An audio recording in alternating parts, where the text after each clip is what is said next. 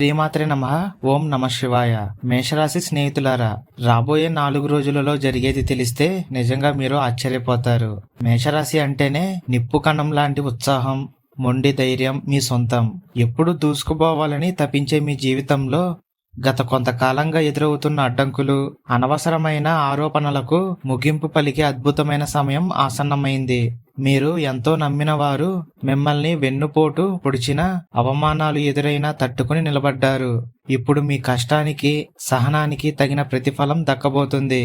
ప్రకృతి మీకు అండగా నిలబడి మీ కోల్పోయిన గౌరవాన్ని, అవకాశాలను తిరిగి ఇవ్వడానికి సిద్ధమైంది. అగ్నితత్వ రాశి అయిన మీకు ఆత్మవిశ్వాసం ఎక్కువ, కానీ ఒక్కోసారి కోపంతో తీసుకునే నిర్ణయాలు మీకు నష్టం చేకూర్చాయి. మీరు పడే కష్టానికి సరైన గుర్తింపు రాక బాధపడేవారు.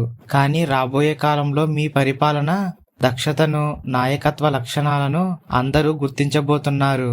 మీరు పడే కష్టానికి తగిన ప్రతిఫలం ఆర్థిక రూపంలోనే కాకుండా కీర్తి, ప్రతిష్టల రూపంలో కూడా లభిస్తుంది. ముఖ్యంగా మీ మాట తీరుపై నియంత్రణ ఉంచుకోవాలి. ఈ సమయంలో సి.జి.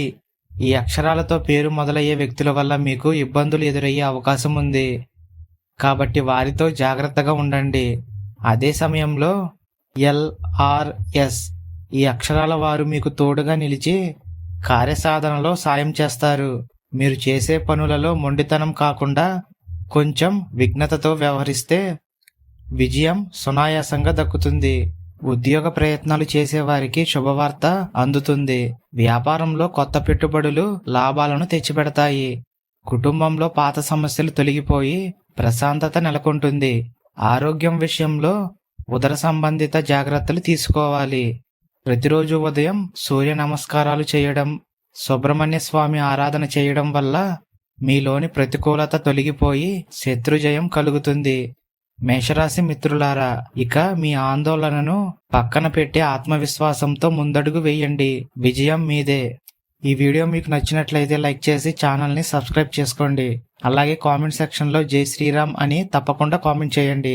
మేషరాశి వారికి నా ధన్యవాదాలు.